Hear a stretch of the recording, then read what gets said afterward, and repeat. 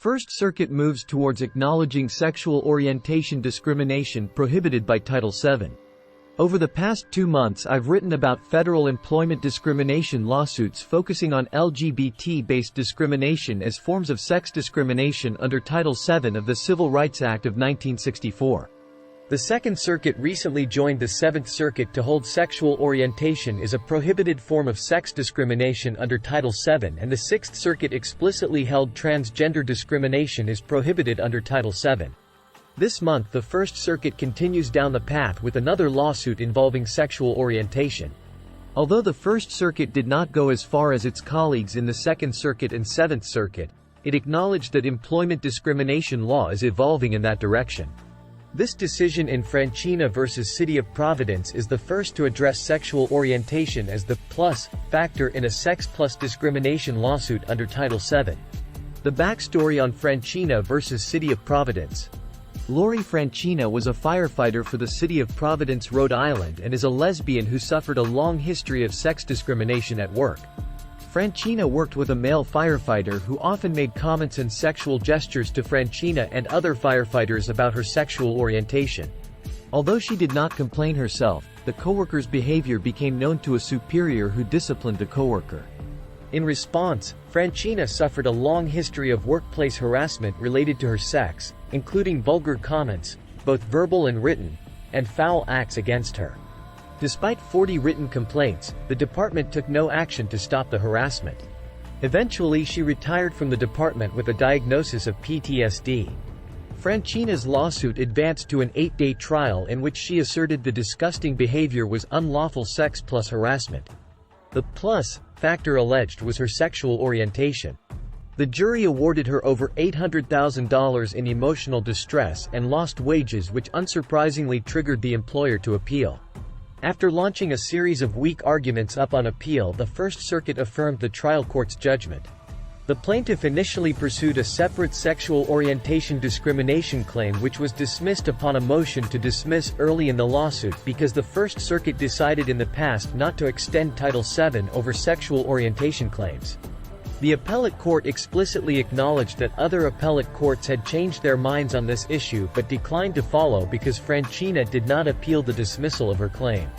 Nevertheless, the sex plus discrimination claim continues an important line of authoritative acknowledgement of sexual orientation discrimination as a component of sex discrimination under Title VII. What is a sex plus discrimination claim under Title VII? The sex plus theory of discrimination is a form of sex discrimination that alleges the employer discriminated on the basis of sex plus another factor that made a discrete group of women the target for discrimination. The plus factor can be another protected status or trait, such as race or age, but it can also be a factor not explicitly protected like women who have small children.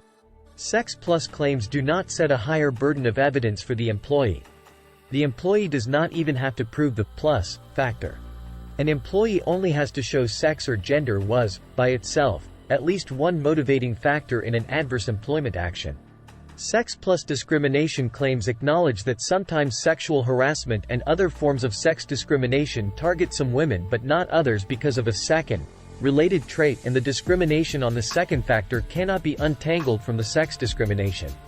As a substantive matter, courts have long accepted sex plus discrimination claims to protect employees from sex discrimination in which only some members of a sex may be targeted because Title VII does not require a perpetrator to discriminate against every member of a sex for the victim to prevail on a claim. Procedurally, when the plus factor is not explicitly protected under Title VII, the sex plus discrimination claim makes it difficult for the employer to take the position that it discriminated but only on the unprotected plus factor and not on sex or gender. Sex plus discrimination and sexual orientation. Nevertheless, that is exactly what the employer attempted to do on appeal in this case. The thrust of the employer's appeal relies on the argument that the plaintiff only presented sufficient evidence of sexual orientation discrimination and not sex or gender. Therefore, the jury verdict cannot be upheld. The employer pointed to First Circuit precedent denying sexual orientation as the sole basis for a sex discrimination claim under Title VII. First, it acknowledges its own precedent but points out even the employer's chosen case law. The appellate court left open the door to sexual orientation as a plus factor. The court then expresses that no reason exists why sexual orientation cannot be a plus factor. The court does not deeply explore this issue, but in explicitly thrusting the door fully ajar, it took full advantage of the appeal in front of it to expand sexual orientation as an issue related to sex discrimination under Title VII.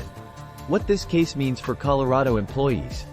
As usual, I like to bring these discussions back to Colorado and what it means for employees in this state. Colorado is not part of the First Circuit, so this case does not directly affect employees in this state.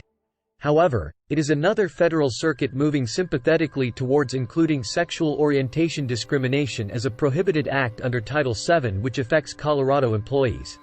As more circuits reverse precedent opposing its inclusion, the circuits will either settle the matter by reaching agreement, or a circuit split will push the Supreme Court to have the final word.